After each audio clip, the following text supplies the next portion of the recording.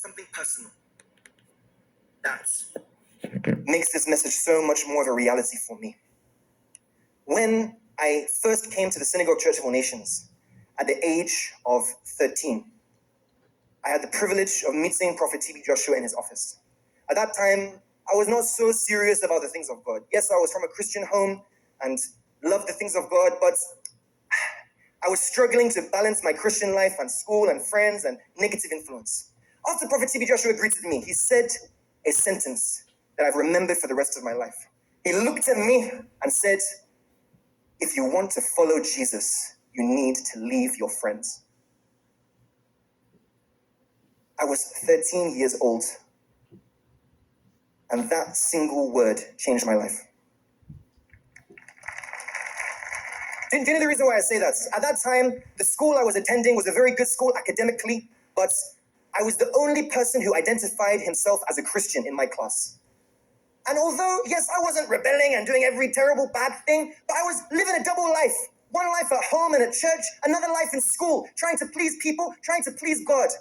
And the man of God, in a single statement, prophetically identified this. The next year, I actually had to leave that school and move to a completely different school that was a Christian school so that I would be able to fulfill what the man of God said. If not for that word, I don't believe I would even be here today.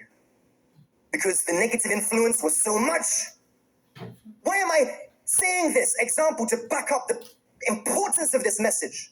I want to let you know, brethren, that whatever you lose for God's sake, you will regain 1,000-fold. Some of you may be hearing this message, and upon sober reflection and self-examination, realize that there are some people that you need to disconnect from.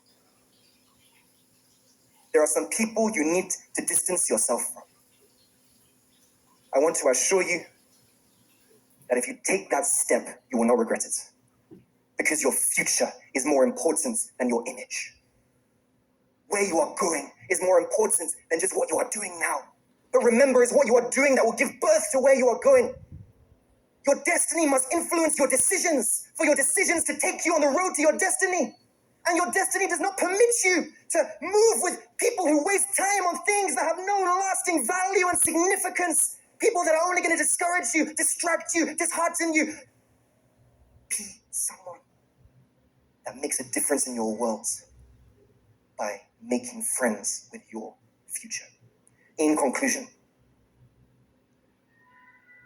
in order not to end up like the masses out there who are merely wandering, unsure of their dreams and goals, make friends with your future.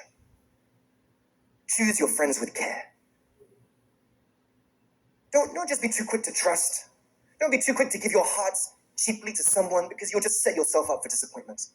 Don't trade issues with people who are not serious about their future. You'll just set yourself up for distraction. Don't look for people who have the same weakness as you. Look for people who are strong where you are weak. Because that is the meaning of true friendship. Where you are weak, I am strong. Where I am weak, you are strong. Iron sharpens iron.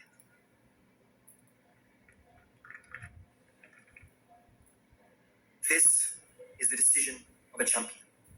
A decision that will benefit your future.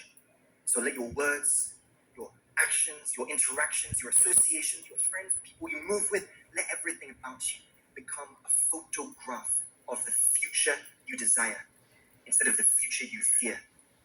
And you will become who God has destined you to be in Jesus' name.